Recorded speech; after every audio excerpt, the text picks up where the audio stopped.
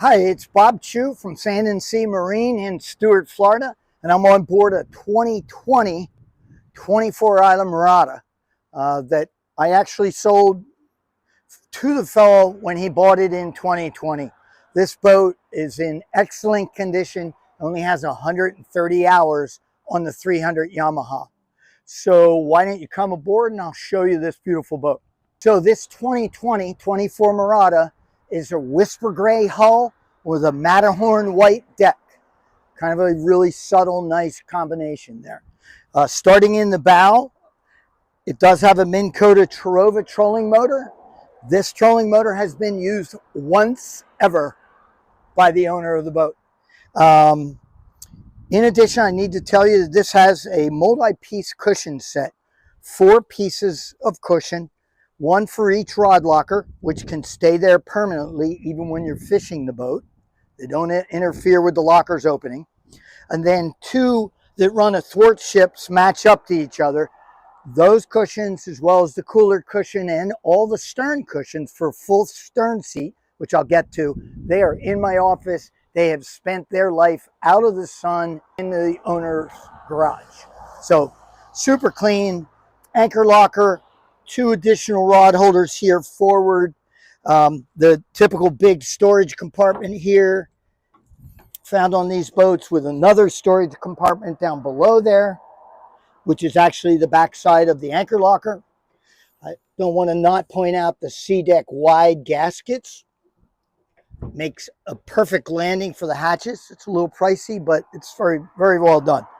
You have an in-floor compartment here, which there are a couple covers here.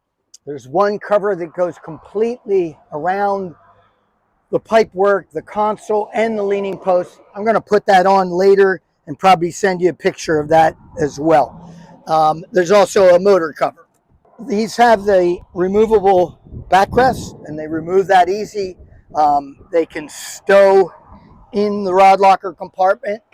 These are rockable rod lockers, complete with sea deck flooring, sea deck gasketing, stainless steel gas shocks, all first class. So one cool thing I forgot about the rod lockers, that they will hold 7.5-foot rods, but this waterfall type hatch allows you to go straight in with the rods, and there are no tip tubes in there on purpose, because then you can grab multiple rods at one time and pull them out or put them in, and you don't have to worry about your individual guides getting in and out of individual tip tubes like you see on most boats. It's a kind of cool touch. So when we get to the hardtop, this is one of the original Islamorada 24 hardtops that was there when the brand was built or bought. It does have the slots for your rods to go through, your 4 vertical rods on the side of the console, both sides.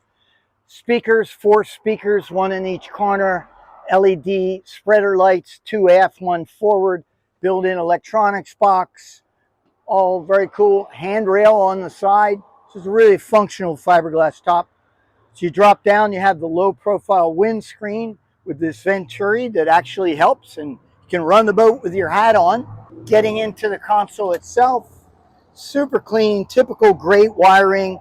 This is a boat with digital switching, so it uses C-zone digital switching, and that system is completely behind this panel here.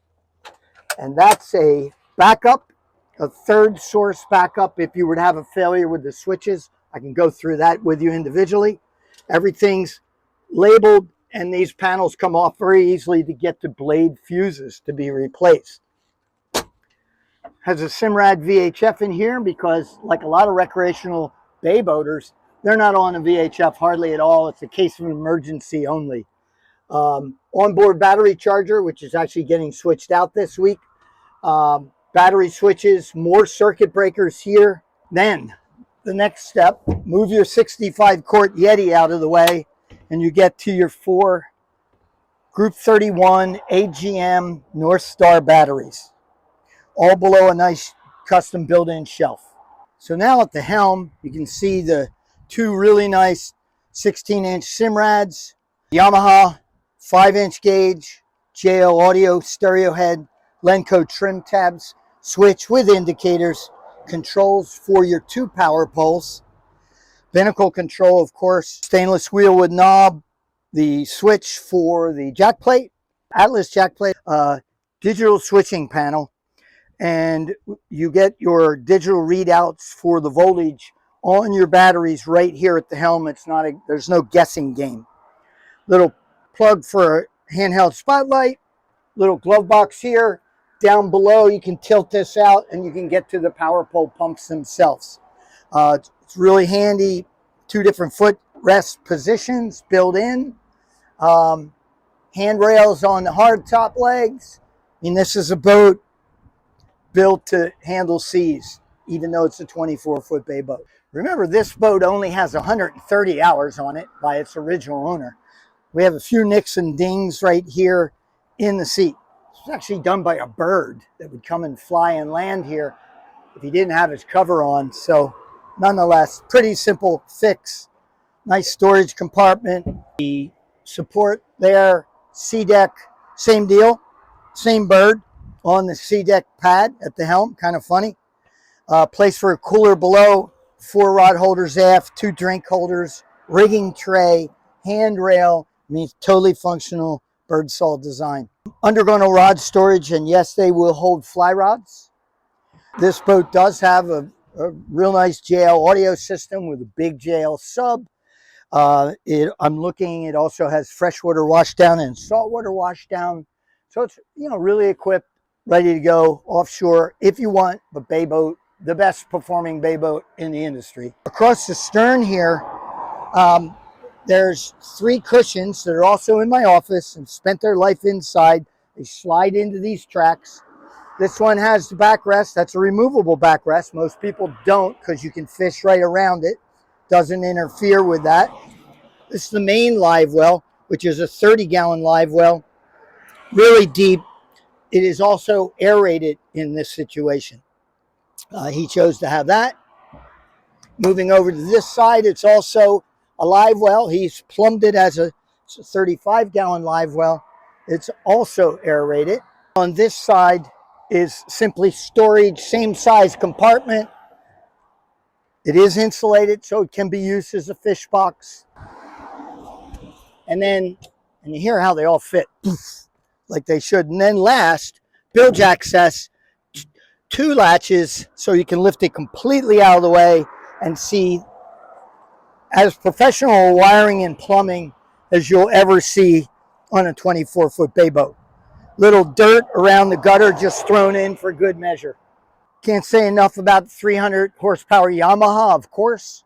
130 hours, 100-hour service was done. It's got 2 8-foot blade power poles. It's got the Atlas jack plate, of course, hydraulic steering. This is as close to a new boat as you're going to get in a 2020 model. Pretty amazing. 130 hours, super well maintained. If you come see the boat, you will not be disappointed. Sitting on an Ameratrail trailer. It's only been used twice. Once to go to North Carolina, once to bring it back. So if you have interest, my name's Bob Chu, company Sand and Sea Marine here in Stewart. My phone number is 772-285-4780. Thanks for coming on board.